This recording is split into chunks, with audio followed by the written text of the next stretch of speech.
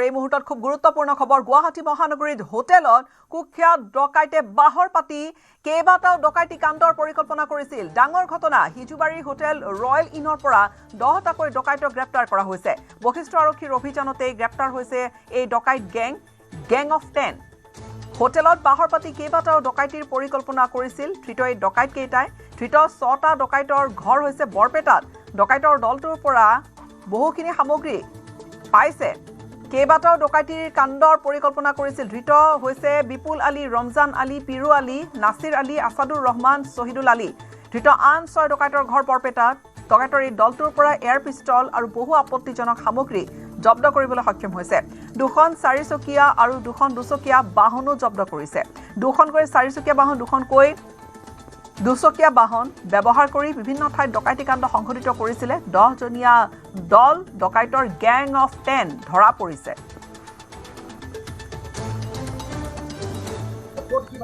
হয় আমাৰ এটা ইনফৰমেশ্যন আছিল যোৱাকালি যে এনেকৈ ডকাইতৰ গ্যাং এটা মানে গুৱাহাটী আৰু অসমৰ লগতে বহুত স্থানত কৰিছে এটা ঘূৰি আছে তেওঁলোকে ডকাইতি কৰাৰ কাৰণে আৰু তেওঁলোকক কালি আমি খানাপাৰাত প্ৰথমে ধৰোঁ লগতে দুটা জায়গাত খানাপাৰাৰ লগতে আৰু সিজুবাৰী লজ এটাত মানে ৰেড মাৰা হয় টোটেল 10জন মানে হাৰ্ডক'ৰ ক্ৰিমিনেলছ হয় তেওঁলোকক ধৰা হয় তেওঁলোকে বেছিভাগ মানে গুডাউন লুট হয় ডকাইতি হওক বা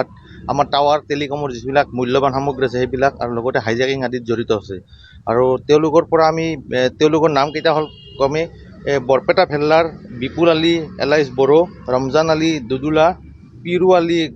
এলাইজ গাজী আলী নাছিৰ আলী আসাদুৰ ৰহমান আৰু শাহিদুল আলী আৰু ভেল্লাৰ আৰু 3জন আছে ভেল্লা বৰপেটাৰ আব্দুল বস্তি এলাইজ ডাঙৰ মুক্তা হুছেইন সৰু মহম্মদ আলী চাহিল আৰু একজন আছে তামুলপুৰৰ টোটেল হ'ল তোমাৰ 10জন মানুহ আৰু তেওঁলোকৰ পৰা আমি বহু ধৰণৰ মানে আপত্তিজনক বস্তু পাই যেনে কৈছোঁ এটা ইয়াৰ গান পোৱা গৈছে লগতে এটা RRU যিটো মানে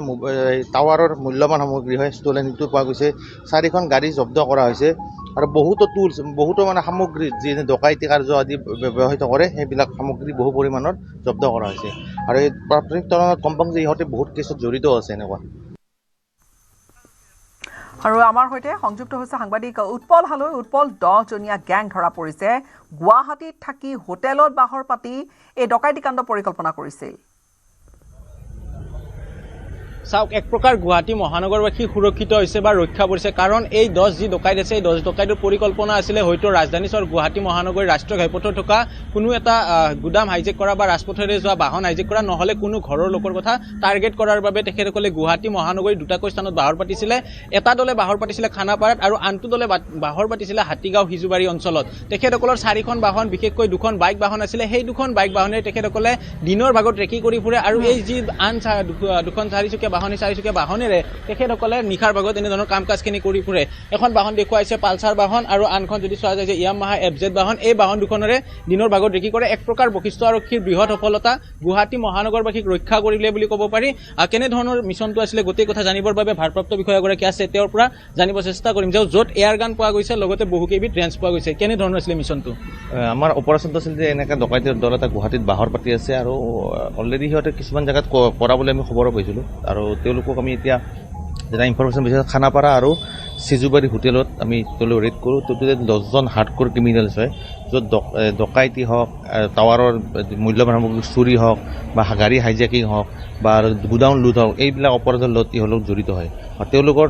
টোটেল 10জন পৰা হয় তাৰে বৰপেটা ভেল্লাৰ আছে বৰপেটা ভেল্লাৰ লগতে সৰ্থেবাৰী আৰু তামুলপুৰৰ আৰু লগতে তেওঁলোকৰ লগত আমি বহু মানে ডকাইতি কাৰ্যত ব্যৱহৃত সামগ্ৰী উদ্ধাৰ কৰোঁ লগতে এটা ইয়াৰ গান ব্যৱহাৰ কৰা আৰু পোৱা যায় আৰু এটা RRU যিটো মানে মূল্যৱান হয় টাৱাৰৰ সেইটো চুৰি RRU উদ্ধাৰ কৰে লগতে 4খন বাহন দুখন মটৰচাইকেল আৰু দুখন 4চকীয়া উদ্ধাৰ কৰা হয় আৰু তেওঁলোক তদন্ত চলাই আছে আৰু আমি খবৰ পাওঁতে তেওঁলোকে গুৱাহাটীৰ লগতে অসমৰ ভিন্ন স্থানত বহুত অপৰাধজনিত কাম কৰিছে বাইক দুখনেৰে কি কামত ব্যৱহাৰ কৰে বিশেষকৈ বাইক দুখনেৰে এনেই ৰেকি চেকি কৰিবৰ কাৰণে বা ক'ত কেনেকুৱা ক'ত কি থাকে এইবিলাক ৰেকি কৰাৰ কাৰণে ব্যৱহাৰ কৰা হয় বেছিভাগ এক প্ৰকাৰ গুৱাহাটী মহানগৰবাসী টাৰ্গেট হ'লে হয় 2 দিনৰ ভিতৰত হ'লে হয় তেওঁলোকৰ যিটো আমি মানে তেওঁলোকৰ পৰা কোৱা বস্তুবিলাক বা তেওঁলোকৰ আমি যিখিনি প্ৰাৰম্ভিক তদন্তত যিখিনি বস্তু পাইছোঁ কিবা ডাঙৰ টাৰ্গেট এটা কৰিছিল চুৰি বা ডকাইতি। কিমানজনক ক'ৰ পৰা ধৰা হ'ল পুনৰ যদি জানিবলৈ যত্ন কৰে উৎপল? খানাপাৰাৰ পৰা 5জন আৰু চিজুবাৰীৰ পৰা 5জন, টোটেল 10জন। তেওঁলোকে এটা গ্ৰুপে হয়। ক'ৰ পৰা কেইজনক ধৰিলে? খানাপাৰাৰ 5জন আৰু চিজুবাৰী হোটেলৰ পৰা 5জন। টোটেল 10জন। এয়া আছিল ভাৰপ্ৰাপ্ত বিষয়াৰ মন্তব্য। আমাৰ ফালৰ পৰা শুভেচ্ছা, কাৰণ মহানগৰবাসীক এক প্ৰকাৰ ৰক্ষা কৰিলে, নহ'লে এই 2 এদিনৰ ভিতৰতে তেখেতসকলে বৃহৎ এটা ডকাইতিৰ কাণ্ড সংঘটিত কৰিলে হয়, আৰু সংঘটিত কৰি তেখেতসকলে এই সকলো হয়তো মানুহ যদি থাকি লৈ আক্ৰমণ কৰিলে, কাৰণ তেখেতসকলৰ লগত এয়াৰ গান আছে, বিভিন্ন ৰেঞ্চ আছে, হাতত পিন্ধিবৰ বাবে গ্লোভছ লৈ আহিছে, সকলো সা সামগ্ৰী উদ্ধাৰ কৰিছে। 50টাতকৈও অধিক যদি চোৱা যায় যে ৰেঞ্চ জব্দ কৰিবলৈ সক্ষম হৈছে। লক্ষণীয় বিষয়, আমি সেই ভিজুৱেলটো আমি যদি পুনৰবাৰ স্ক্ৰীণত দাঙি ধৰোঁ, তাত প্লায়াৰ্ছ কক, ৰেঞ্চ কক বহু কেইপাত উদ্ধাৰ কৰা হৈছে। অৰ্থাৎ এইবোৰেৰে তেওঁলোকে সেই হাইজেক কৰা হওক বা ক'ৰবাত তলা ভাঙি সোমাবলগীয়া হ'ল, এই ধৰণৰ কাম কাজবোৰত ব্যৱহাৰ কৰে।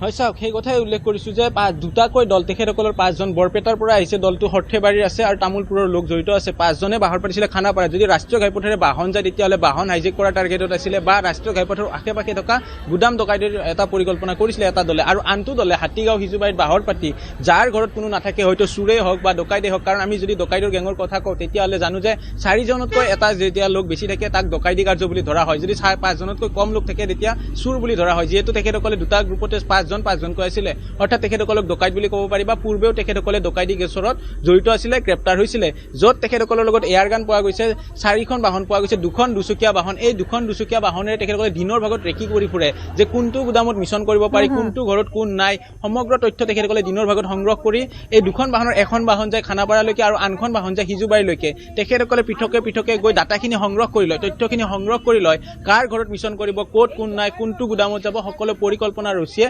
তেখেতসকলে ডকাইতি কাৰ্য কৰি আহিছিলে। আৰু আজি নিশা বা কালি নিশাৰ ভাগত যেতিয়া অভিযান চলিছিলে, অভিযানৰ অন্তত এই 4খন বাহন জব্দ কৰাৰ লগতে এই 10 দুৰ্ধৰ্ষ ডকাইতক গ্ৰেপ্তাৰ কৰিছিলে। আচৰিতভাৱে তেখেতসকলে দুটা দল বনাইহে লৈছিলে, কিন্তু আটাইৰে ঘৰ বৰপেটা জিলাৰ অধীনত আৰু তামোলপুৰ। আৰু কিমানজন জড়িত হৈ থাকিব পাৰে? গেং অফ 10 ধৰা পৰিছে, কিন্তু আৰু কিমানটা আছে ডকাইত আৰু ক'ত আছে? এই ধৰণৰ প্ৰসংগবোৰ হয়তো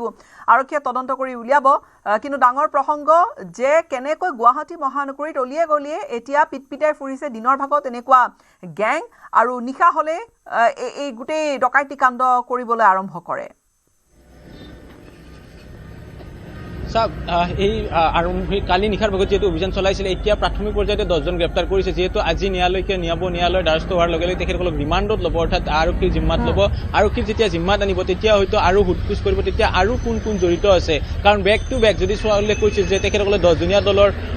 এখন বাহনত 4জনকৈ আহে আৰু বাইকত 2জনকৈ ঘৰে, হয়তো আৰু 4-5জন লোক জড়িত থাকিব পাৰে। আৰক্ষীৰ সঠিক তদন্তত বা যেতিয়া জেৰা কৰিব তেখেতসকলক, যিহেতু আজি কাষ্টডিত আনিব, কিছু সময় পিছতে এই বাহনখনেৰে কাষ্টডিত নিয়াৰ বাবে ব্যৱস্থা কৰিছে।